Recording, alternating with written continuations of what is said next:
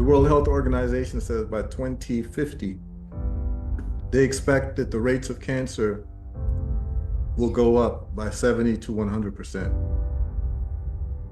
So what they're telling you is they have no hope or plan to cure cancer or reverse cancer. In that, if they expect it to double in the next 25 years, then you may want to hire someone else to plug up your dam. When we start talking about heart disease, high blood pressure, diabetes, if the numbers are growing up, then that means that they have the wrong theory on this particular disease. You see, the strength of a theory is based on its predictive value and its results. So if the results get worse, that means that the theory must be very weak. So it's a numbers thing. It's a numbers analysis. You judge expertise based on the results, period. I don't care how many degrees you have. I don't care if you've been knighted by whoever. It doesn't matter to me. It only matters what is the quality and the consistency of your results. And what they've told you is it's abysmal, and that they should not be seen as the experts when they themselves are sick with the same problem. So let's go over these theories.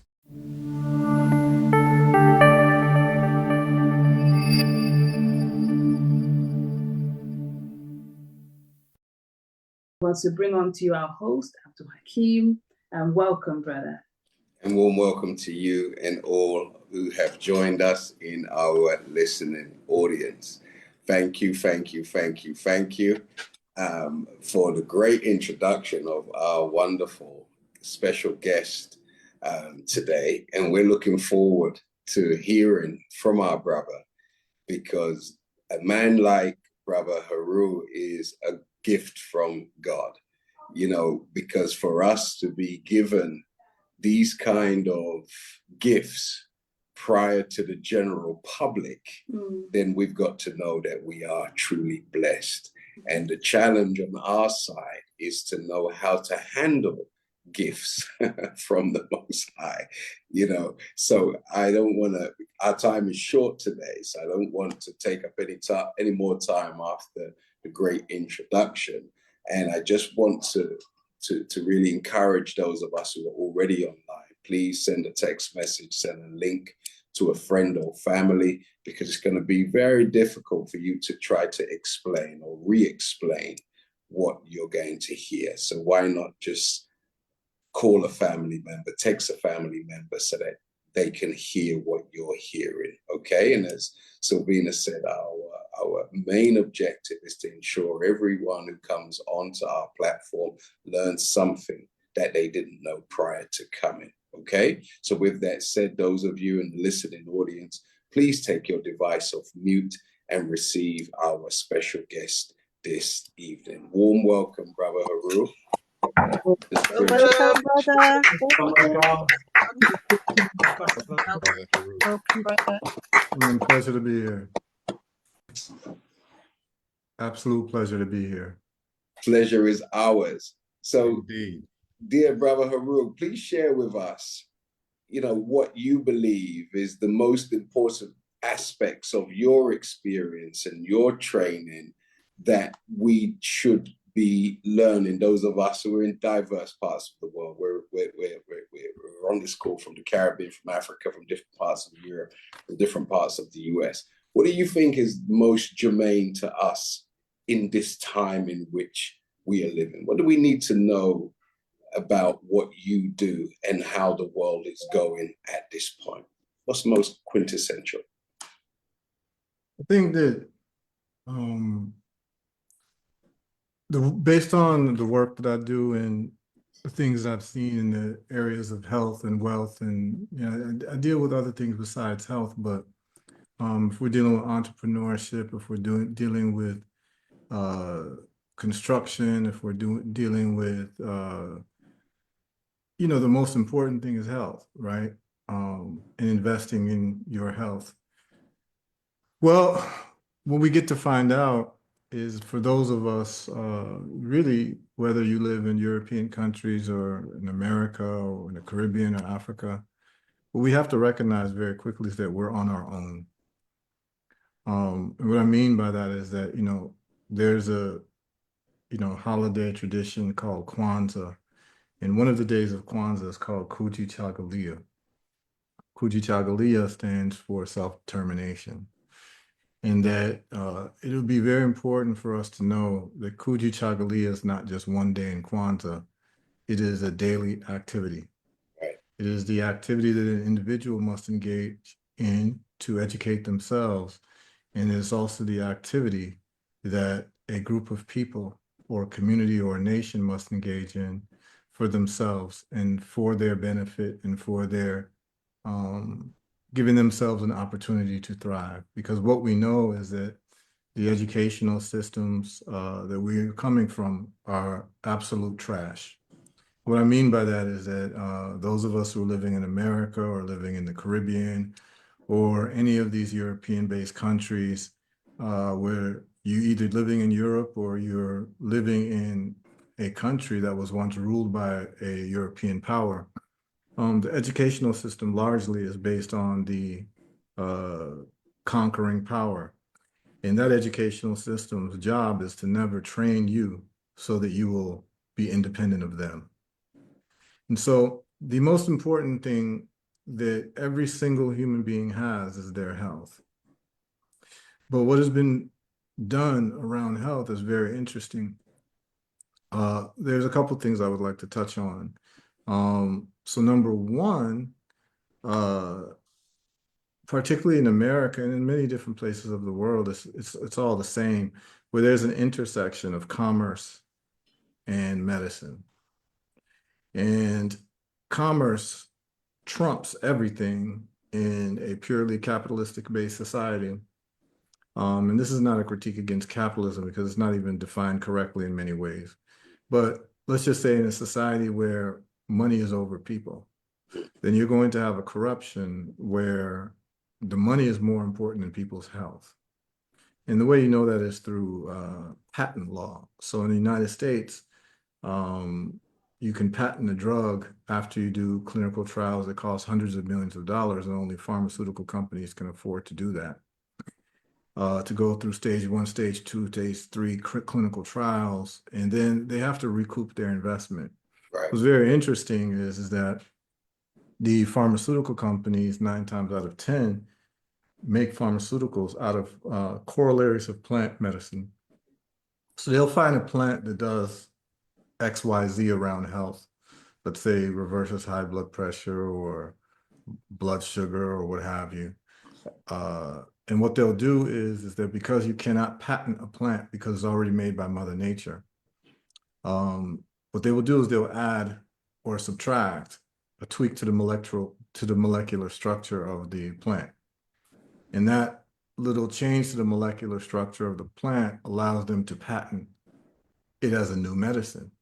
Now, this is what you call man-made medicine, because when you start changing Mother Nature around and manipulating things, what you get is a laboratory-made medicine, which then can be patented. And that is the way, once they have a patent in America, you are able to, what they call, exploit that new invention for 20 years exclusively. And that is the holy grail of business, is to have a monopoly. So it allows the pharmaceutical companies to have a monopoly on this particular drug that they have just manipulated from plant medicine. The problem is that our bodies are made by Mother Nature, and our bodies integrate that which is made by Mother Nature. And anytime a man makes something in a laboratory, the body has a hard time synthesizing those things because our bodies are organic bodies. Our bodies are bodies that are made from the natural surrounding and not in a laboratory. So all laboratory-based medicine at some time and at some point is going to cause toxicity, and the body will malfunction, which the medical community refers to as side effects.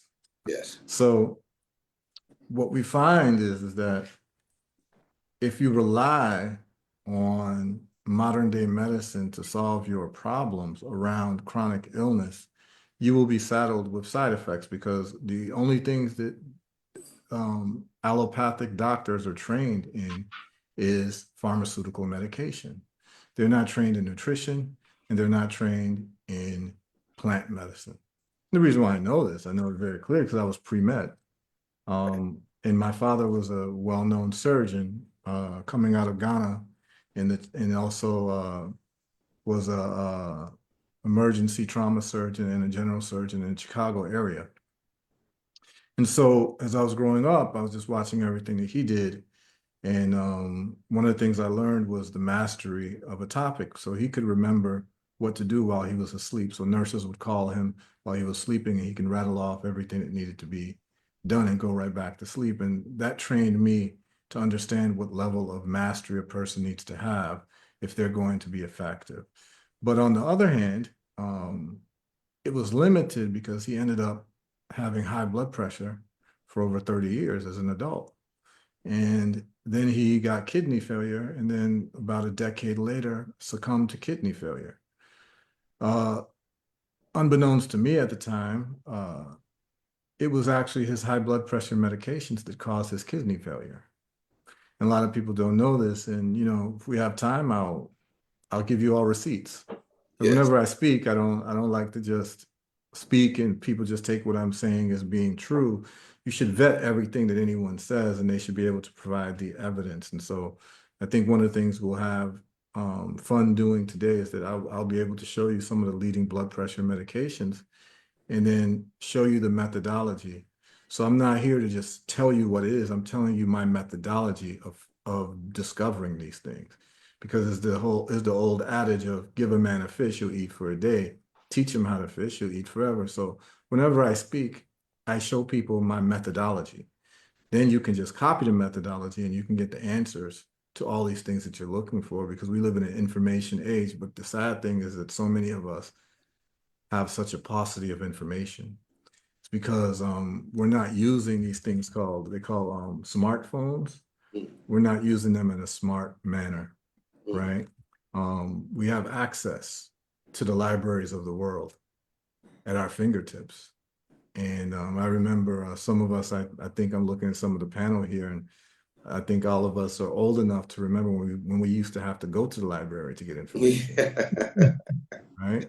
Absolutely. And now it's extremely convenient to get the same information, and if not even better information, from all over the world, but it's completely being overlooked. And so people know so very little with so much access to information. And so what I try to do in my lectures, my presentations, conferences that I do, is show people how to use their smartphone to solve their problems around health and to verify what's being said. I spend about 80% of my time talking to people who have heart disease, high blood pressure, diabetes, what have you, and going over the medications that they're taking and showing them that the medications that they're taking is actually causing a lot of these ancillary problems they'll come to me with. So someone will come to me with kidney failure, and I'll ask them, what blood pressure medication are you taking? And then they'll say, how did you know I was taking blood pressure medication? And I said, well, because the listed side effects of about 80% of the blood pressure medications is acute renal failure. And it literally says it. But people are not informed of this information, and the doctors aren't telling people this information. And so I'm able to show them this.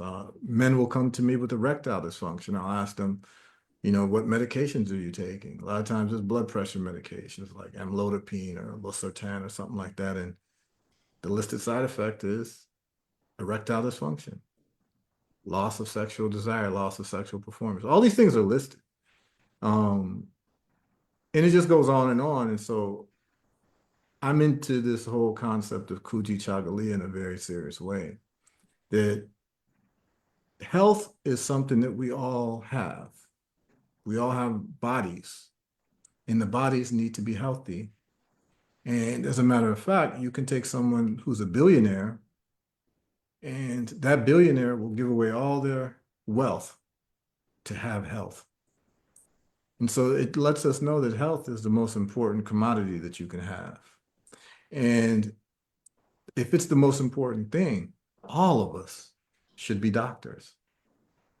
And what I mean by that is that for too long, we've relegated the important things in life to a priest class. And what I mean by that is that medicine has become a priest class. And in these ancient societies, a priest class was a class that they had their own language, they had their own educational system, they had their own rituals, they had their own rites of passage, and they could not be questioned. You could not, as someone outside of the priest class, you could not question that class. And when you cannot question a certain group of quote unquote anointed people, because we're human beings, it becomes rife and ripe for corruption.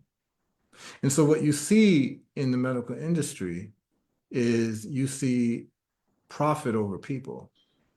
You see medicine being dispensed without informed consent. Because if people were actually informed, they most likely would not consent to the medications that they were taking. And informed consent is a principle that came out of World War II, out of the Nuremberg Code, which then got converted into the Geneva Convention for Human Rights, where human beings, patients could not be subjected to medical interventions or medical experiments without informed consent. And this came out of the work that Dr. Mengele was doing in World War II, where he was torturing twins, like, because you could use one as the control. So he would take twin children and subject one through certain drugs and then use a placebo on the other. And none of the children, none of the people consented to this. And so a whole body of jurisprudence came out of this. And I could tell you that even on this call right now, many of you on this call, just because it has become the norm, if you're over 40 and you're Black, many of you on this call are on some type of medication. Many of you on this call have been diagnosed with high blood pressure or diabetes, and you're taking medication and you have no idea what the side effects are. And it's very unfortunate that you'd have to tune into a program to get this information. This is information that you should have been provided by your medical practitioners. And I advise many doctors and many nurses that get sick, because most of them are sick too, right? Yeah. So if your doctors and your nurses are sick, then they can't be the paragons of health. I mean, you're taking health advice from a man who can't do 10 push-ups. This is a problem. Right. This is a problem. And we have to practice what we preach and preach what we practice. And if you're going to be the paragon of health or the dispenser of health wisdom, you yourself should be healthy. So we're living in a contradiction, and I talk about it all the time. Many people, you're seeing your doctor for 10 years for high blood pressure, and you still have high blood pressure. He hasn't solved the problem. And not only that, 10 years in, you've got high blood pressure, and now you've got kidney failure. So you got two things going on. And so in Africa, we call that two trouble, one God, right? You got high blood pressure, and you got kidney failure now. But no one ever told you that the kidney failure was literally a byproduct of the medication that you've been taking. And this is a big problem. And so what I have to do is, I don't just make products, because I can tell you about my journey in manufacturing the products and coming up with my formulas. But what I've found is that it's not helpful to just tell people to take X, Y, Z. Whether it's natural or pharmaceutical, they have to understand why they're sick. They have to be able to visualize it. Because when you can visualize it, now you can understand what's going on with your health, because what we've been convinced of is that when you get sick, you pop a pill. And the pill should take care of the problem. Not your behavior, not what you've been eating. A pill should solve the problem. And I've got news for you. And I've got news for the listeners. There is no bodily deficiency of pharmaceuticals. Right? Your body can be deficient of vitamin C, which then you can get scurvy. So then you supplement with vitamin C. Your body is not deficient for any pharmaceutical. Right. Right? So the way to understand sickness, and you know, I'll I'll open it up so we can take the conversation the direction that you want to go, is that whenever there's a problem, we have to approach it from what you call first principles thinking. The first principles thinking is that you look at the limiting factor and you try to deal with things from the limiting factor. So for instance, if you want to do electric vehicles, the limiting factor is the batteries. Right. So if you can solve the battery problem and enhance battery usage, storage, and all of that, then electric vehicles becomes something very viable. I'll give you another example, space travel. Right. The limiting factor in space travel was the fact that you could only use a rocket one time. And the rocket costs $100 million to make. So it makes space travel very expensive. Imagine if you were going to travel from New York to London and the plane could only be used one time. Right. Right? So if you can't reuse the plane, now international travel becomes prohibitive because it becomes extremely expensive. So you've got to solve the problem of being able to use planes over and over and over. So now when we talk about health, we start to find out that from first principles thinking, unless it's trauma or some type of genetic problem that you have from birth, chronic health problems are really, so in the United States and worldwide, the #1 killer of people is heart disease. And #2 is cancer. #3 in the United States used to be respiratory illnesses, but now it's iatrogenics. I don't know if you all know what iatrogenics is, but it's just a fancy way of saying death by doctor. Right. So, or death by medical error. So that's the 3rd leading cause of death. And then the 4th leading cause is respiratory illnesses. After that is diabetes, diabetes-related illnesses, and then autoimmune illnesses after that. It was very interesting. And none of this is my opinion. This is all from the CDC and Johns Hopkins, medical school. When they tell you that death by medical error is the 3rd leading cause of death, what they're telling you is that the only thing more dangerous than being in a hospital is getting cancer or heart disease, right? Everything else is almost like a piece of cake compared to being in a hospital, right? Because that is going to give you a great chance of death because of the error that happens. Now, what we need to understand is that these are all chronic illnesses. So here's the secret with chronic illnesses. All chronic illnesses, and this would be very good for anyone who's done any farming if you've ever grown fruit trees, right? Because Mother Nature is Mother Nature. And it's based on, the health of a tree is based on 2 things. Either you've introduced something toxic to the tree, or you have failed to introduce a nutrient to the tree. So it's all about the inputs. So either you've got toxic inputs or you don't have the necessary inputs. It's the same thing with the human body. You're sick with high blood pressure, you're sick with diabetes, you're sick with cancer because you've got toxic inputs and or not the right nutritive inputs. That's it. That's it. So that's first principles thinking. Now, if we start from that foundation, we can solve the problem in the most elegant manner possible. What do I mean by elegant? I don't mean elegant like you put on a suit and tie, like, and dress nice. No, when we talk about elegant, it's like in mathematics when they say there's an elegant solution to a problem. So for instance, those of you who might be familiar with Cheikh Anta Diop. Yes. So Cheikh Anta Diop wrote a very important book called Civilization or Barbarism, or Civilization ou Barbarisme. And in a section there, he talks about the mathematics of ancient Egypt. And in the mathematics of ancient Egypt, there's about 2 or 3 papyruses or papyri that are very important. It would be the Edwin Smith papyrus, the Moscow papyrus, and I think part of the Rhine papyrus. And in those papyri, they show the ancient Egyptians solving geometric and algebraic equations in the least amount of steps possible. And when you're able to solve equations in the least amount of steps possible, it's called the most elegant solution. to the problem because you use the least amount of steps. It would be like someone who plays chess and is able to checkmate in the least amount of steps, right? It shows a high level of intelligence, and it also simplifies things. And so Yeah. everything that I do, I try to simplify it. So when you start looking at health, if you just start with that simple step Yeah. of what are you putting in your body that is toxic, and what are you not putting in your body that is nutritive? Right.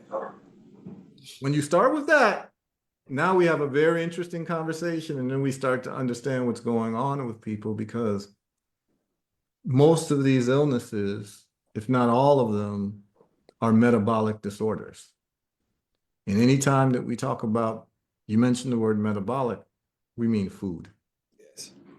So, we're going to hear a lot of terms like in medical nomenclature, but most of it is just Latin, like, so you're going to hear like, and I don't know, I think I hear a lot of British accents here. So I think a lot of you all might be in England or United Kingdom. So most of medical nomenclature is in Latin. Yes. As you would know, Rome conquered Western Europe, Mm-hmm. right? And those of us who come from different parts of the world understand the educational system that is foisted upon us based on who conquered Right. that particular place, right? So in Western Europe being conquered by Rome, the learned class or the educated class had to learn in Latin, the language of Rome. And it's very actually fascinating if you read the biography of Julius Caesar. So in the biography of Julius Caesar, when he conquered the Gauls of Western Europe and conquered the Britons and the Anglo-Saxons, he had some very interesting things to say about the Britons and the Anglo-Saxons. And what he said was that they were so illiterate that they were not fit to be slaves. Yeah. This is actually out of his book, his diary. Well, it makes Julius sense Caesar. because just last week, we had to go in England, they had to go to the Supreme Court to determine what is the gender of a male or a female. Yeah. It was a dilemma. Yeah. Yeah, a dilemma for some. So if they're just resolving, Yeah. genitalia determines your sex at birth in 2025, Right. then no wonder the world is Right. in the condition that it's in, right? Exactly. And then the next question is, would you want these people to be the arbiters Right. of your health? Right. Right. Crazy does as crazy thinks. Right. So that's why we're in this problem, because what we find out is that every single year the health outcomes get worse and worse when you start looking at epidemiological studies, right? And as a matter of fact, you all can hear me? Yes, Someone we said can the hear you. sound's gone. Okay. The World Health Organization says by 2050, they expect that the rates of cancer will go up by 70 to 100%. So what they're telling you is they have no hope or plan to cure cancer or reverse cancer. In that if they expect it to double in the next 25 years, then you may want to hire someone else to plug up your dam. And what I mean by that is that if you hire someone to stop the leakage of a dam and you pay them and they tell you, we've completed patching up the dam, but in 20 years, the leakage is going to double. So what that means is that is not a qualified person to patch up your dam, number Right. one. And most likely that person has the wrong theory on how to patch up a dam. Right. Right. So when we start talking about heart disease, high blood pressure, diabetes, if the numbers are growing up, then that means that they have the wrong theory on this particular disease. You see, the strength of a theory is based on its predictive value and its results. So if the results get worse, that means that the theory must be very weak. So And for instance, sorry, go ahead. I was going to say, and they're still enrolling people into university to teach them theories that don't work. Absolutely. And we know, and you know, it's a numbers thing. It's a numbers analysis. You judge expertise based on the results, period. I don't care how many degrees you have. I don't care if you've been knighted by whoever. It doesn't matter to me. It only matters what is the quality and the consistency of your results. And what they've told you is it's abysmal and that they should not be seen as the experts when they themselves are sick with the same problems. So let's go over these theories, right? We can start with the theory of heart disease.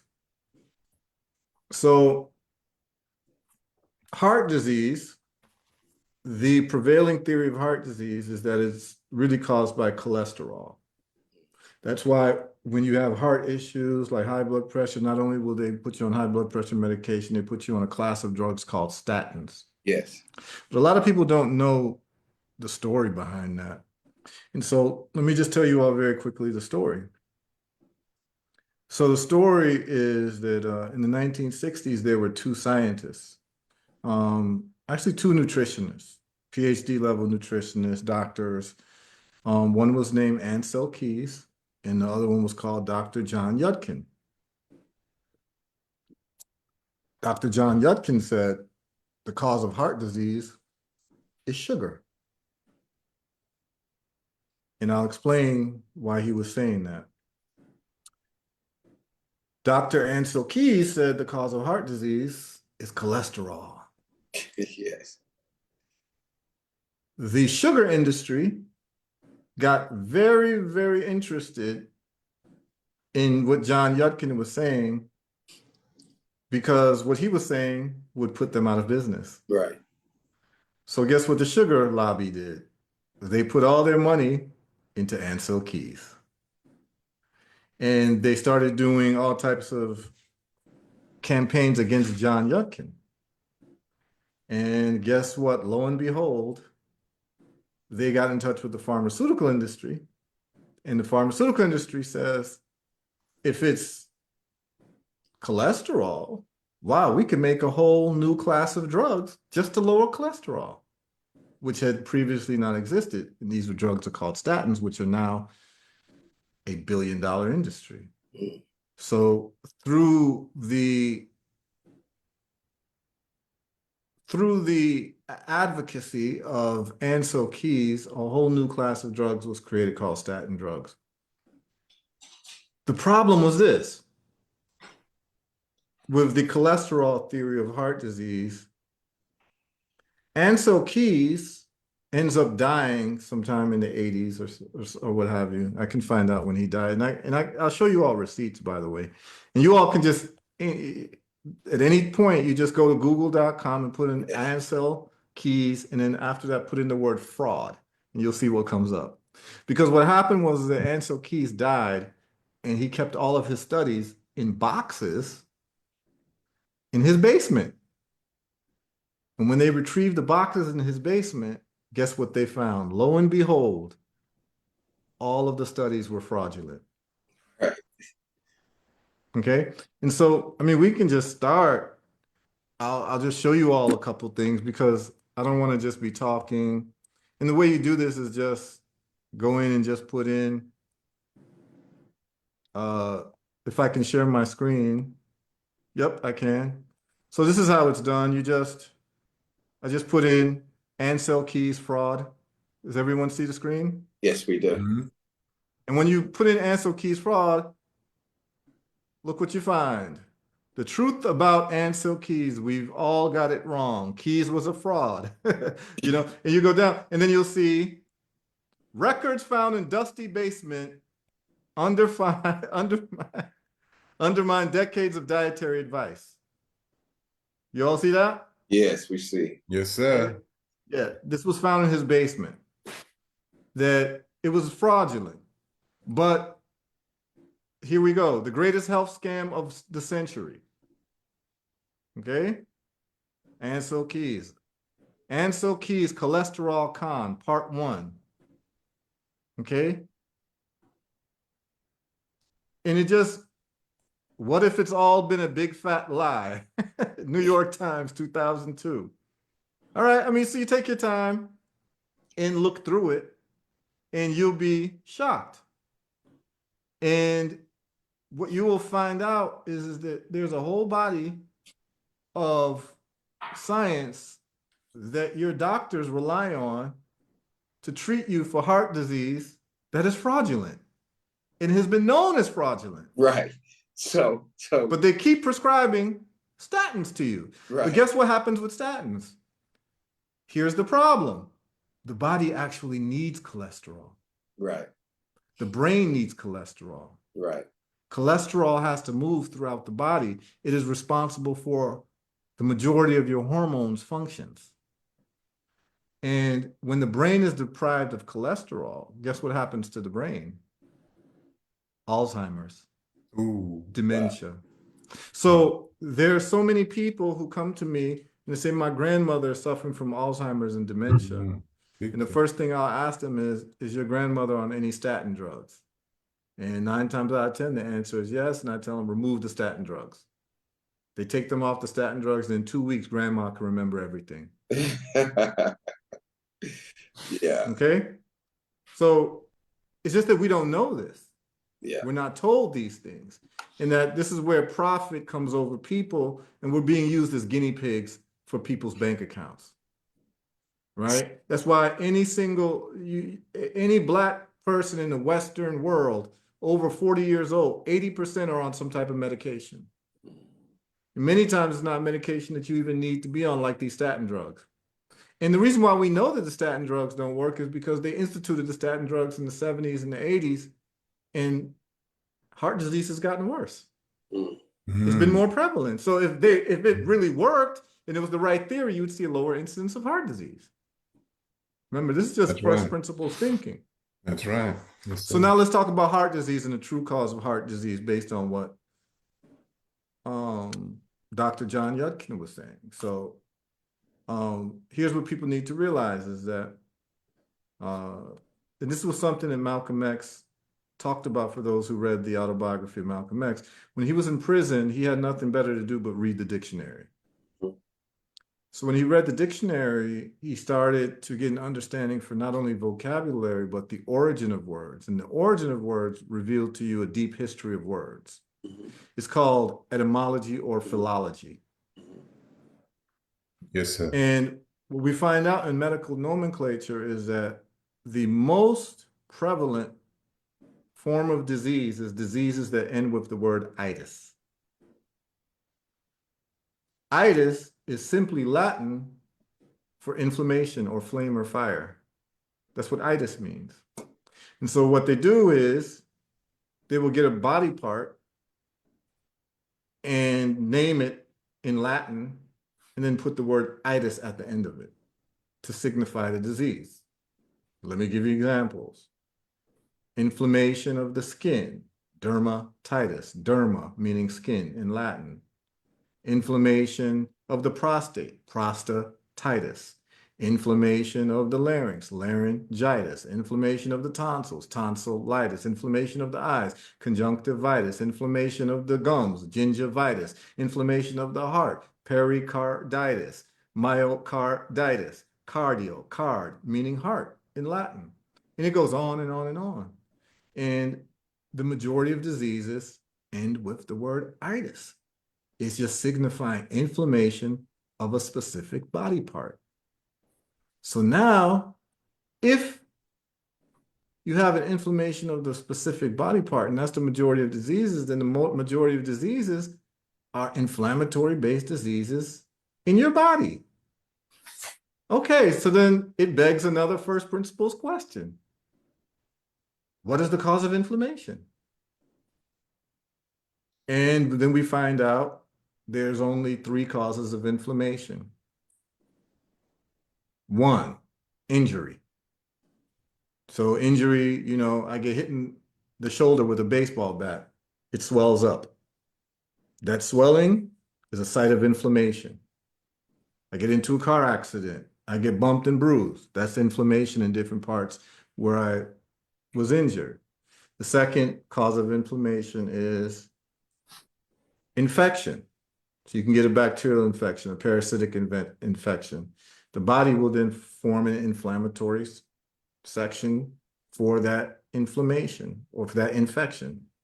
And then the third cause of inflammation is food, which is 80% of the inflammation that most people are suffering from.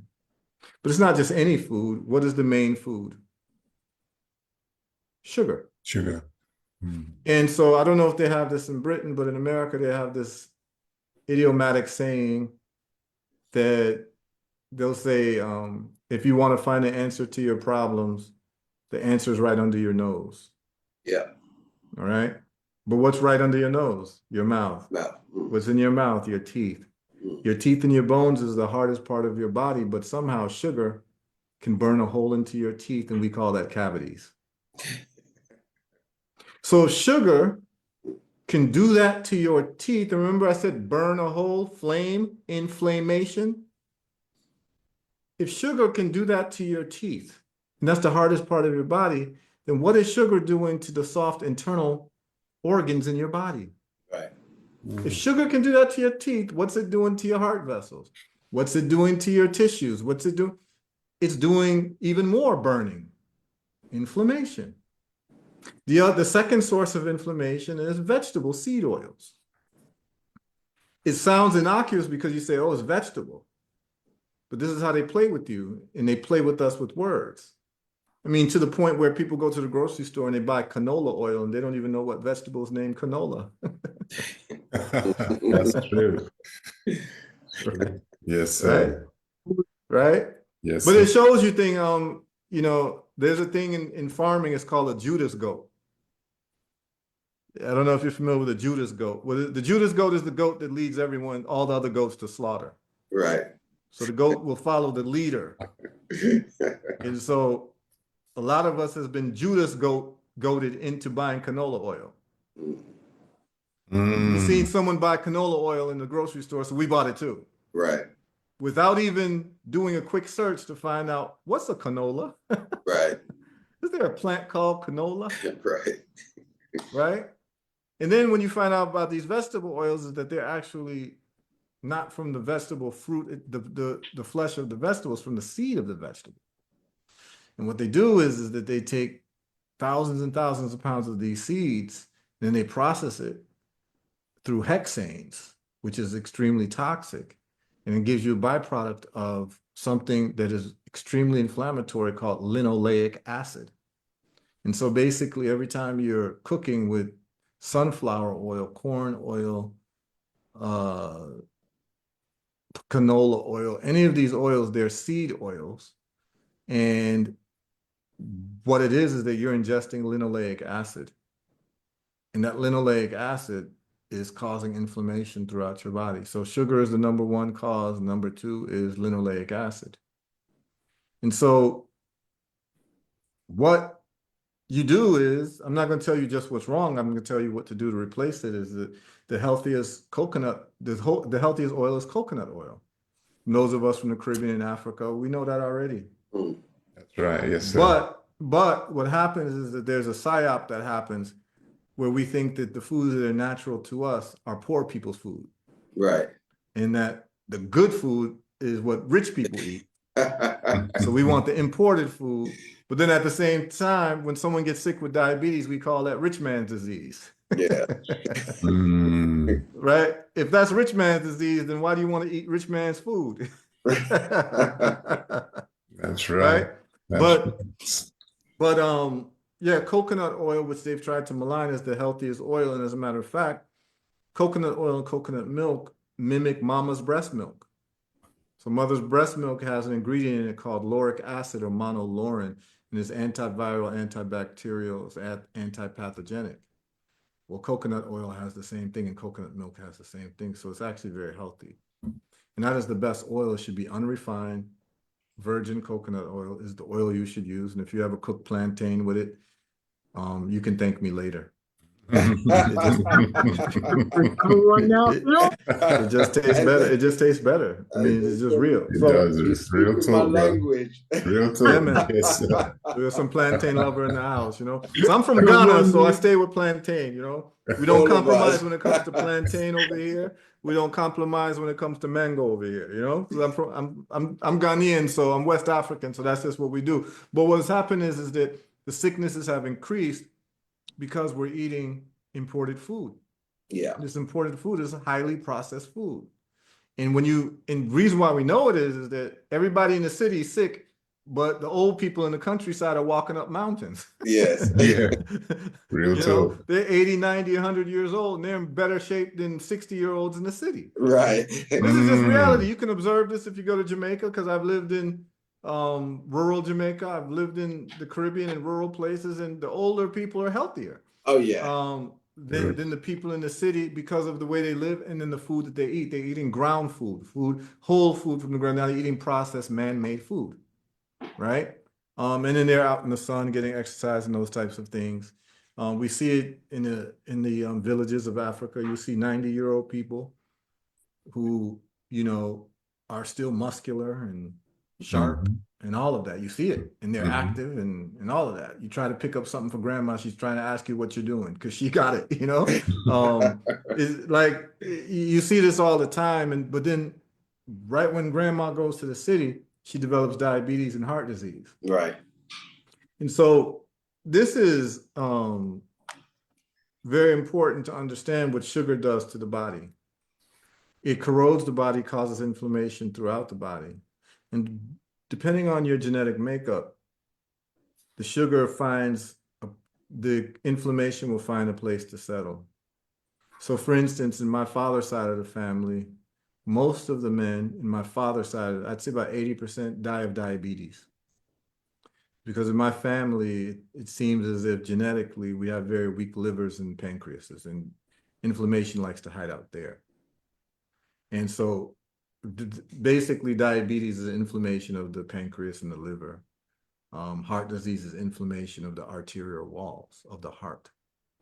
And so what happens when you have high blood pressure, and I'll explain this like very easily, and you'll be very upset that your doctors never explained this to you, but high blood pressure largely is the inflammation of your arterial walls. And so you have your arteries, and your arteries are like a hose, a water hose.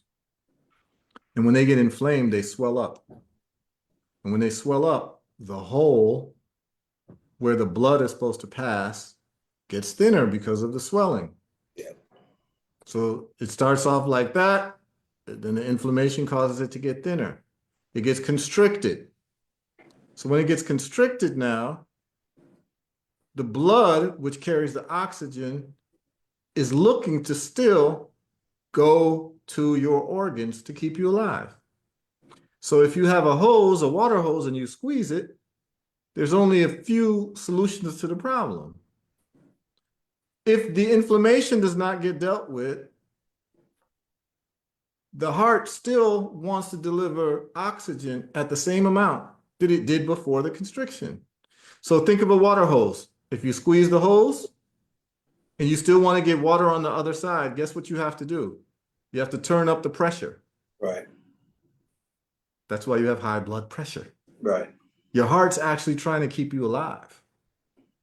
Your heart is just pumping and your lungs is pumping at a higher pressure to deliver the blood out. Now, one of the other ways that the medical establishment deals with it is, you see, I hope you all can see, you can see the hole? Yes. Yes, sir. Hole gets thinner, it gets smaller. If you don't release the pressure and you still want it to get out, guess what they do? They will change the viscosity of the blood so that it can go through the hole better by making the blood thinner. Right. That's why they give people blood thinners. Yes. Aspirin. Yes, sir. But they have not dealt with this problem. Mm. And because this problem never gets dealt with, and all you're doing is you keep eating sugar, eventually your body will not be able to handle all of that pumping. And guess what happens? Bursts. Stroke. Ooh. Just like a water hose. more and more pressure, it can't handle it, it bursts. It's called an ischemic attack. And this is not being explained to people. So first principles thinking would say, instead of making the blood thinner, instead of making the heart pump at a higher pressure, why don't we just release the squeeze? Yes. That is, why don't we stop what's causing it to be squeezed, which is the inflammation. Right. Where's the inflammation coming from? The sugar.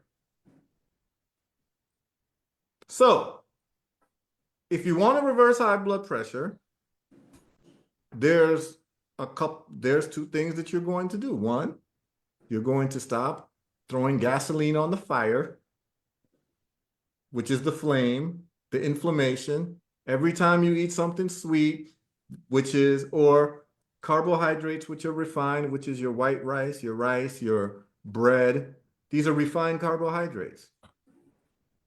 Is that any form of bread, brother? Pretty much, unless you can make plantain bread. But it's this, and you can, it's very easy to make, by the way. You can make, you take the green plantain, you boil it, and then you put it in a mixer. And then it turns into a dough, then you bake it, and now you have a bread. It's only one ingredient. You don't need to add anything else. Right. Y'all can thank me later. I'm giving y'all recipes. You didn't even know I was gonna give you recipes today. Yes. So, but most of the bread is made from wheat. And most of the wheat is GMO wheat, which is already sprayed with glyphosate, which causes inflammation. So the wheat converts into sugar. The rice converts into sugar. The pasta converts into sugar. All of these things convert into sugar, particularly if it's processed and refined, it converts even faster to sugar. Within about 10 minutes, it converts into sugar, into glucose. And it is this glucose that's wreaking havoc on your body. The cookies, the donuts, the cake, all that stuff that we love. And I can see people smiling and shaking their heads. No, because you're putting people out of business. That's why, brother. No, I'm just, hey, I'm not saying that eating it, I'm not saying eating it every now and then. Okay, but if you make it a daily part of your diet, then remember, the human being is the sum of all of their habits, good and bad. Right. So if your habit is, this is what you eat every single day. Yes. And that is your dietary intake. What you are doing is you are causing inflammation in your body.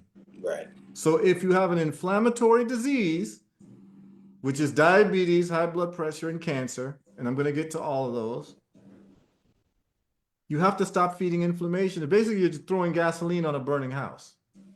Your body is the burning house. You have a decision now. You can pour gasoline on it or you can pour water on it. And the water is the anti-inflammatory herbs. So anti-inflammatory herbs, this is what we make at Herbal Results, is we make olive leaf extract, the leaves of the olive tree. So the leaves of the olive tree has an active medicinal ingredient called Oleurepin, Oleurepein, and is to me the best anti-inflammatory that I have researched, because not only is it anti-inflammatory, not only does it lower blood pressure, not only does it lower blood sugar, it also kills parasites. It also stops epileptic seizures. It kills viruses. It kills bacteria. It serves a lot of functions. And so if you don't have olive leaf extract, you can take turmeric, black seed oil. Any of these anti-inflammatory herbs will play a role in reversing the inflammation that's going in your body. But your job is to also not feed your body inflammation. Right. So what happens is a lot of people will buy my olive leaf extract and still engage in eating the cake and the donuts and all that stuff every day. Right. And in some cases, they still get results. And in some cases, they say, well, this isn't working for me. Then we start getting into their diet. And then I explain to them, the gasoline and the fire analogy. But what I will say is that when we've gotten people to reform their diets and take anti-inflammatory herbs, we've had great success stories. And you'll see them I have them on my website. And I'll show people how to navigate it. And the most important thing that you could do really is to go to the testimonials page of my website, because on there we have the cancer reversal testimonials. And these are not like 30-second infomercial testimonials. It's me interviewing people who had cancer, stage 4, stage 3, prostate cancer, liver cancer, brain cancer, lung cancer, breast cancer, endometrial cancer, esophageal cancer, all types of cancer. And they're telling their story, their before and after story of how basically many of them were sent home to die. And they end up calling me, they do the protocol. And within a couple of months, they're cancer free, and they tell their story. The same thing with people with high blood pressure and diabetes. I have a section for them too. And I interview them and they tell their story. It's up to you to just listen to it. And once you start seeing the running thread, you understand that these diseases are reversible if you have the right theory. They will not be reversible if you have the wrong theory of these diseases. So these are inflammatory based diseases. And so the first thing you do is cut out the inflammation. And so I just told you about high blood pressure. Now let me just get to diabetes real quick, because there's going to be inevitably people on this call who've got diabetes or high blood sugar. And so what the doctors never told you is that they really should change the word diabetes and just call it insulin resistance, because that's what you've got. And you can have insulin resistance, and you can have diabetes, or you can have high blood pressure, and you can have cancer. So the umbrella term is metabolic syndrome, and then under it is insulin resistance. And from insulin resistance, you get branches: high blood pressure, heart disease, diabetes, cancer, autoimmune diseases. So that's how it goes. Just think of it as a flow chart. Top is metabolic. And remember, metabolic just means food. Metabolic syndrome, under that will be insulin resistance, inflammation in different parts of the body. And then you've got your heart disease, which is high blood pressure, those things. And then you'll have your diabetes, you'll have your cancer, you have autoimmune illnesses. They flow from that. And so once you understand it that way, it becomes very easy to deal with these things. So now let's just talk about, what is insulin resistance? Okay. The first question is, what is insulin, right? Right? I mean, this is just basic, right? Yeah. First principles thinking. Someone told you insulin resistance, you need to know what two things mean. What does insulin mean, and what does resistance mean? What is insulin? So start with insulin. I mean, insulin serves a lot of functions, but let's just talk about the main function of insulin. Insulin is a hormone secreted by your liver and your pancreas. And its main job is that it's a transporter, like a U-Haul truck. I don't know if you have U-Haul in Britain. No, we call it something else. Okay, what do you all call it? Trucks. Okay, yeah, so it's like a rental truck that you move truck. things, right? If you want to move, like if you're moving from one house to another, Correct. right? Or one apart. In England, you don't call it a house or a part, you call it flat, right? So Right. I want to talk on your terms, you know? So you move from one flat to another. Yeah. Right? And so you use a truck, right? And so insulin is that truck. And what happens is that the human body is very interesting, because the human body is like a hybrid vehicle. So a hybrid vehicle uses two sources of energy. We use gasoline and electricity. The human body uses glucose and healthy fats called ketones for energy. The human body will use glucose first. And then when the glucose runs out, it switches over into burning fats. It takes about 12 to 14 hours from your last glucose intake for it to be fully used and burned. And then you go over to burning fats. The problem, and you want to be burning fats because that's where weight loss takes place. See, the first 12 hours that you eat anything with glucose, your body is in a state of fat storage. And this is how the human being evolved, to have periods of fat storage for what we call a rainy day. Right. Because our ancestors didn't eat every day. Right. So the way that the human body was set up is that any glucose it would take, you would go into fat storage. So for that first 12 hours, your body would store the fat.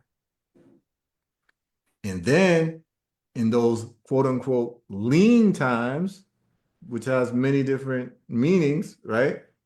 Lean time of food. And also this is the time where your body gets lean because you haven't eaten in those 12 hours. You're actually fasting because maybe there were no animals that you had hunting, or the food, the fruits and the vegetables were needed to be reharvested or whatever. So you didn't have access to food right away, like how people eat in Western society right now, right? Where you can eat 8 times a day, right? Where you can engage in gluttony, right? There's no real effort necessary for your food. Like you don't have to hunt anymore. You don't have to farm anymore. Everyone used to have to hunt. Everyone used to have to farm. And both of those require a certain amount of effort. Now in industrial society, the only thing required to have access to food is not effort in hunting or farming, is really just having a job, right? Employment. And all employment requires is obedience. That's it. So you just have to be obedient to eat in Western society. You don't have to, that's it. You just have to be obedient because that's what having a job just means you have to be obedient. So you're no longer going through what's necessary, what human beings used to do, which required physical effort to be able to just have your food. Okay. That's why you've gotten people being very sedentary. You can eat as much as you want and all of that, right? Here's the problem. If the first 12 hours of eating, your body's in fat storage and it takes 14 hours to go into fat burning, that means you'd have to go 12 to 14 hours without eating to go into fat burning stage. Most people in Western countries don't go 12 hours without eating. 12 minutes. So 12 minutes. So what does that mean? That means that most people in Western society are in a perpetual state of fat storage. Right. And it shows. Yes. Sure does. Yes, And it sir. shows on the body. So the body will store fat in pockets. Right. Mm. And a lot of us got a whole heap of pockets. Because you're perpetually in fat storage. You have not gone 12 hours without eating. Wow. So you don't burn any fat. So and what people don't realize is that fasting is so important. I was going to come to that because I hate to stop you at any time because you're such a delight to listen to. Mm. So explain to us why fasting is such a natural thing for us to do. Well, fasting is a natural thing for you to do, but you won't be told about it because it's free. Nobody can make money from you fasting. So the only person who's going to tell you about fasting is someone who actually loves you and not trying to make money off of you, because everyone got something to sell to you. Fasting is free. Right. So let me just explain what happens when you fast over time. And I have a chart. I can show you all a chart. But let's just talk about that 12 hours. So the 12 hours will be what you need to go to start burning fat. And so every 3 months, I do a 100-hour water fast. And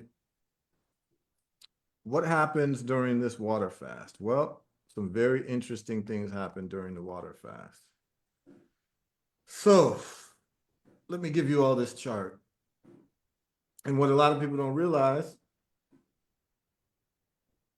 is fasting is one of the best things that you can do for your health, particularly if you live in an industrial society where you live a sedentary lifestyle.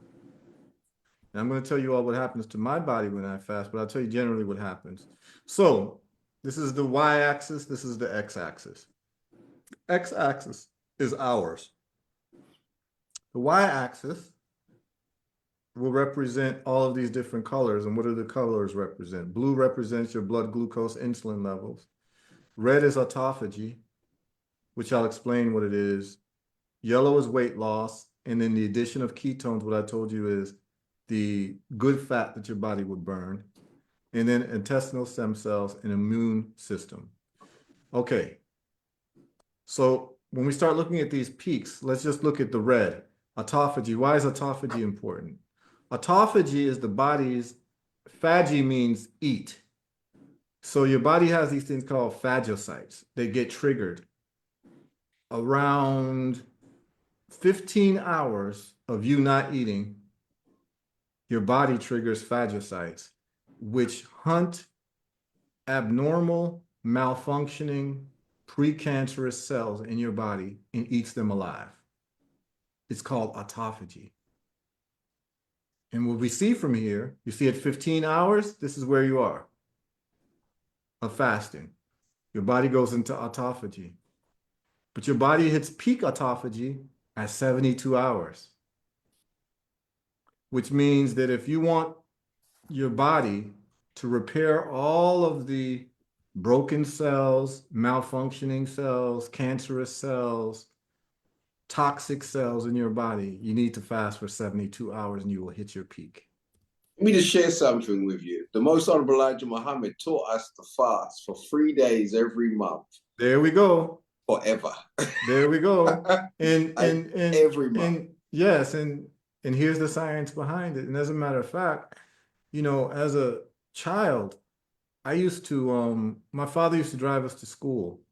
And in Chicago is the national headquarters for the Nation of Islam Mosque. Correct. Where Minister Louis Farrakhan is based.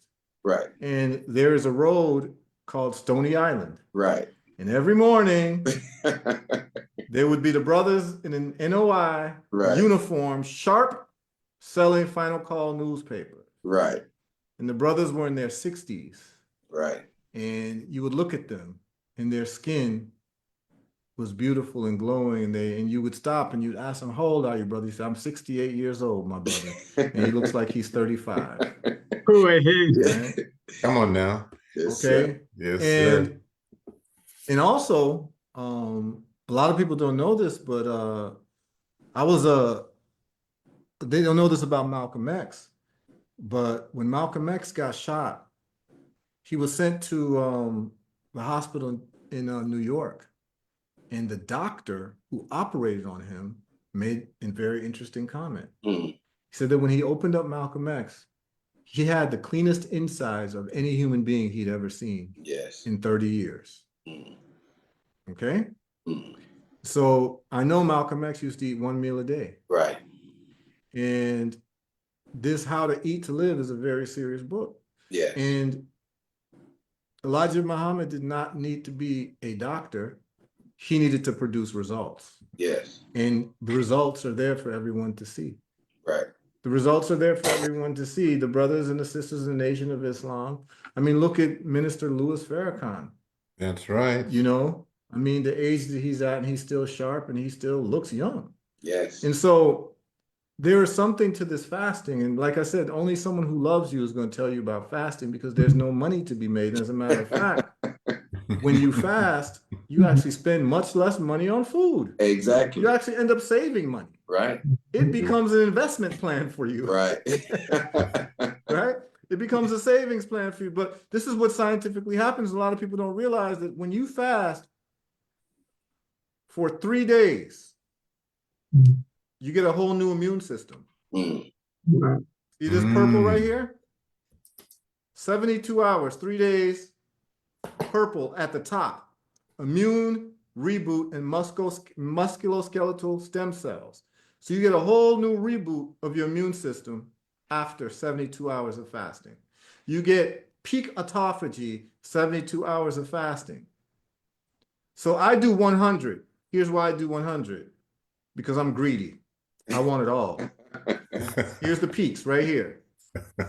So I do 100. So I get my peak autophagy. I get a whole new immune system. I get brand new intestinal stem cells right here. I get lowest level of insulin and blood glucose. Remember, the glucose in your blood is what's causing the inflammation. I get the lowest level at 4 days. I especially do this before mango season because I know I'm going to be eating a lot of mango. I don't want to start eating mangoes and my blood glucose is up here. I want to start from down here. Do you understand? Yes, sir. Great. So this chart is very important. So I have the chart in my book, but the point of the matter is that once you understand this, you'll start to understand that many people I've told to just do a 3-day fast, they'll do it and they say all their inflammation has gone, all their pain from their joints is gone. Their blood pressure is normalized. And there's people just reversing cancer just with fasting. There's fasting clinics now for cancer, where people do prolonged fasting, and after a certain amount of days, the cancer is just gone. Because the cancer has nothing to feed on. And cancer and parasites feed off of sugar, glucose. See, so it starts to become the running thread, this issue of glucose. So back to diabetes, then I'm going to get to cancer, and then we can get into questions. I think The reason why fasting is important. Yeah, go ahead. We're going to have to do questions on a part 2. Well, no problem. Definitely. Yeah, I'll definitely do a part 2. Yeah, I try to make myself available to our people because, I mean, what's the point of having this information and you can't share it, right? So diabetes now that you understand the process of fat storage, fat burning, glucose, and what it does to the body and how the body will prioritize using glucose first before then it uses ketones, which is healthy fats, or all the fat that you've stored in your body. Well, what a lot of people don't realize, and a lot of people are interested in this, particularly the women, well, the easiest way to lose weight is fasting, not exercise. A lot of people think it's exercise. And I'll give you numbers. So for instance, whenever I fast for 36 hours, I lose 5 pounds. Like clockwork. 36 hours, a day and a half without eating, I lose 5 pounds. Every time, anytime. Well, I'm going to ask you all, I'm going to ask 3 people, give me a guess how many miles you have to run to lose 5 pounds. Just a guess. A lot. Just a guess. Just give me a number. How many miles do you think you have to run to lose 5 pounds? 26. 6? 26. 26. Somebody else? 10. 10? 50. 50. Okay. No, the answer is 81. You have to run 81 miles to lose 5 pounds. A lot. That's 3 marathons. Yeah. Yeah. So the choice is yours. 3 days. You're either gonna run 3 marathons, The marathon or you're just gonna not eat for a day and a half. I'd rather go with not eating for a day and a half. Right? Yeah, But the that's a choice is long yours. run. You can run 3 marathons if you want. So here's what you also need to recognize is that the brain burns a lot of fat and a lot of calories. As a matter of fact, people who play chess, long-term chess, like those chess championships, and they'll play a chess match for hours at a time. It's been recorded that they actually burn more fat than athletes during the chess match because the brain requires a lot of energy to run. As a matter of fact, those are all will also notice that. Think about people you know as intellectuals, like severe intellectuals. How many of them are overweight? They're usually very thin because they're burning a lot of fat to be using their mind. And once you start to understand this, you can start now engaging in a cheat code, which is called intermittent fasting. What is intermittent fasting?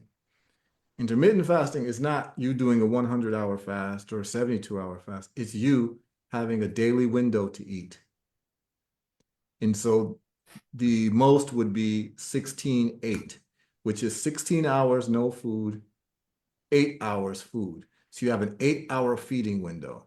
That would be maybe 11 a.m. to 7 p.m. During that time, you would eat as much what you would call ketogenic food, food without sugars and refined carbohydrates during that time.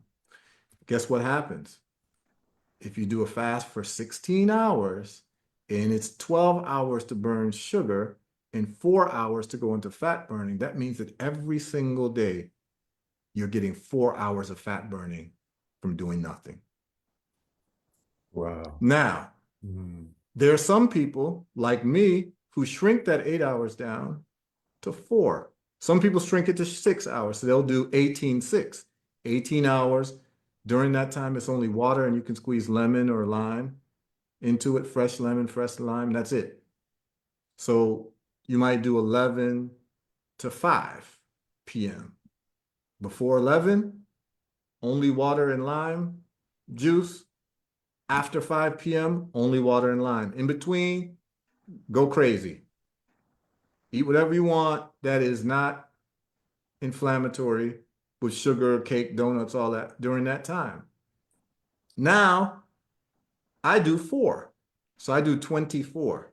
So I do 4 hours. I have a 4-hour window. I eat from noon to 4 p.m. After 4, I don't eat. Before noon, I don't eat. And what it does is now I've got 20 hours of fasting. So what's going on is that if it's 12 hours, that means I've got 8 hours of fat burning, 12 hours of burning sugar, 8 hours of burning fat every day.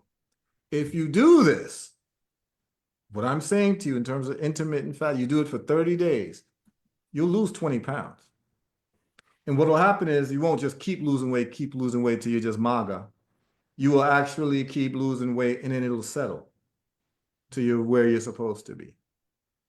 And I have people who've done this. Like I had a brother who was diagnosed with prostate cancer. He started my protocol. He was 6'2" and weighed 300 pounds. And by a month and a half, he weighed 210 pounds. So he lost 90 pounds in a month and a half by doing a 4-hour window of eating. That's what he did. He did 20/4. So this is how you can institute fasting every day, because if you can get over that 12-hour hump of not eating, your body switches over to fat burning. And you'll just be burning fat because your body is living off of the fats now. Okay, but why is this important? It's important because a diabetic, or even before you get diabetes, what you have to understand is that when insulin is triggered, it's only triggered because there's glucose in the blood. It detects that there's glucose in the blood, the pancreas and the liver detect, and it releases insulin to remove the glucose from the blood. The insulin is that truck, like we talked about earlier. It moves glucose or sugar from the blood into the cell for energy. But when insulin is triggered, your body is in a state of inflammation. Okay? It's in a state of inflammation for that 12 hours until it switches over into healing, which is fat burning. Okay? So just remember that. So that means that if you go 12, less than 12 hours of eating, you never go 12-hour break, that means that your body is not only in a state of fat storage, but it's in a state of perpetual inflammation. Because you're eating 5-6 meals a day with snacks in between, you keep triggering insulin. The insulin gets triggered. And after a while, that truck starts to get old and tired. One of the wheels start to fall off. It can't carry as much as it used to. So the insulin is now developed a resistance in your body, much like an alcoholic, right? An alcoholic is just somebody with alcohol resistance because their body is so used to alcohol. So for instance, if I have a twin brother, right? Like I haven't had alcohol since I was like alcoholic as a drink for recreational purposes since I was a freshman at university, first year university. That was 1990. So it's been 35 years. So at that time I had a little beer, a few sips, and I got drunk. Well, if I have a twin brother with the same genetic profile as me, and he's been drinking alcohol for the last 30 years, 35 years, well, he would have to drink a whole case of beer to get drunk because his body has developed alcohol resistance. While my body is alcohol sensitive. When you have diabetes, you are insulin resistant. That means that the 1 gram of insulin that your liver and your pancreas released, that used to move all of the glucose from your blood into your cell reliably, now can't do it because it's exhausted. It's tired. Your body has developed a resistance to it. So instead of moving the whole 1 gram of sugar, it's only moving half a gram of sugar. And then it's got half a gram of sugar left over in your blood. And then when they test your blood, you've got high blood sugar. That's why you've got diabetes. That's why you have high blood sugar. Your insulin is tired. It's not working anymore. It's not moving what it used to be able to move. That's why they call it adult onset diabetes, type 2 diabetes. It didn't exist when you were younger, when you had a newer body, and that truck was brand new with new wheels on it, new fuel injection system on it. After 20 years, it starts getting a little rusty. It can't handle, as we say in Jamaica, all the climity. It can't handle all of it. You understand? And so now your insulin is only Yes. halfway working. And it's leaving over sugar in your blood. So then when they Yes. take your blood, it's now got sugar in it, and they say you got high blood sugar, but they never explain this to you. So your job when you have diabetes is stop eating foods that's putting sugar in your blood. Therefore, you won't need to trigger insulin. And then with the inflammation part, you take anti-inflammatory herbs like olive leaf extract, which will then deal with the inflammation that comes from the sugar. But the problem with a diabetic is that they've got sugar floating throughout their body now. And it's causing inflammation in different parts of the body and stopping your circulation because it's causing swelling of your arteries and your veins. And that's why at some point you get blockage and you got to chop off your foot.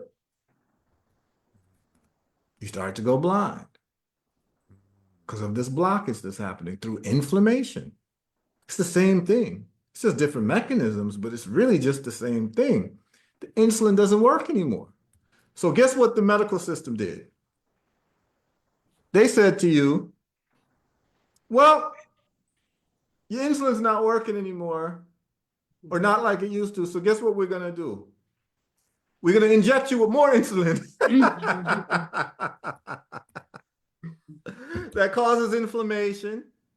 And it's synthetic this time too, so they're going to inject you with that. And that's their solution to the problem. But they haven't dealt with the inflammation issue. They haven't dealt with the underlying first principle of why you've got insulin resistance in the first place. So they just pump you with more insulin. Now, they even got a little bit more clever. And so what they do now is instead of just pumping you with more insulin, they've now created drugs to make your body insulin sensitive. And that main drug is called metformin. So you all would have heard of metformin. There might be some people tuning in right now who are taking metformin. But they never told you what the side effects of metformin was. So let me give you some receipts. Would you all like some receipts? Yes, please. Yes, sir. Yes, All right. sir. What we're going to do is just in your Google, just put in metformin side effects. We can do this together as a family. When you do metformin side effects, you scroll down and you're going to see drugs.com somewhere. I'm using DuckDuckGo. Let me use Google. So maybe we see the same thing, but sometimes it gives you different things based on the countries that you're in. But let's just do it together. We'll just do the exercise together. Metformin side effects. This is what you're going to type in.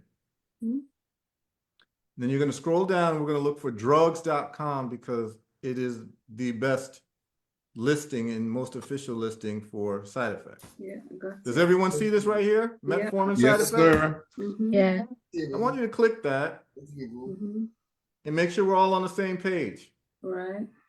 Does everyone see this? Yes, got it. Mm, Yeah. Mhm. Okay. I would like somebody to read to me the first listed side effect under important warnings for metformin. Death. Death. Wow. oh, Whoa.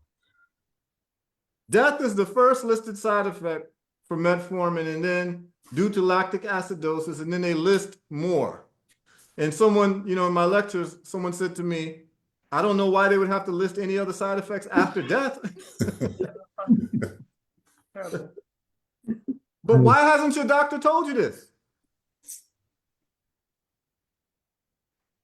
I mean, why did you have to tune in today to find out that the first listed side effect of the most popular diabetes drug is death? And it says it in black and white. I'm not making it up. This isn't Heru's opinion. Mhm. And when I show many people this, they get outraged and they go and tell their doctors, and the doctors have nothing to say to them. Because there is no informed consent. Because if you found out that the drug that you were taking, its first listed side effect was death, you might look for an alternative. Right. Immediately. That's right. And the alternative might be, how can I solve this problem without these people's drugs? Mm. Mhm. And There so, you go. fortunately, at Herbal Results, we keep a library. Here's what we've done. And this is for anyone to go to when you go to Herbal Results. And I'm going to show you how to navigate.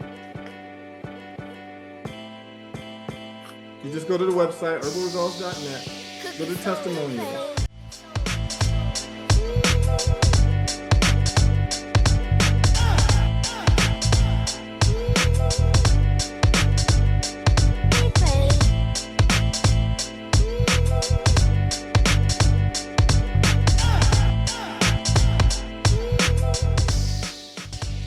Do you enjoy our content? Well, make sure to like, subscribe, and click that notification bell so you won't miss an episode.